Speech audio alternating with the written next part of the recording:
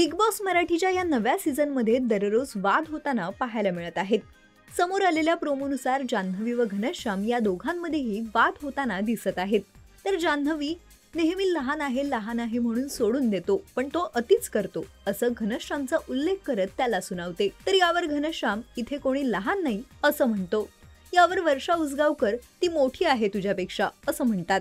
तर यावर घनश्याम तू माझी लाज काढली असं जान्हवीला म्हणतो। त्यामुळे आता या दोघांमध्ये वाद अजून वाढणार का, तसेच आजच्या भागात नक्की काय घडणार हे पाहणं रंजक ठरणार आहे।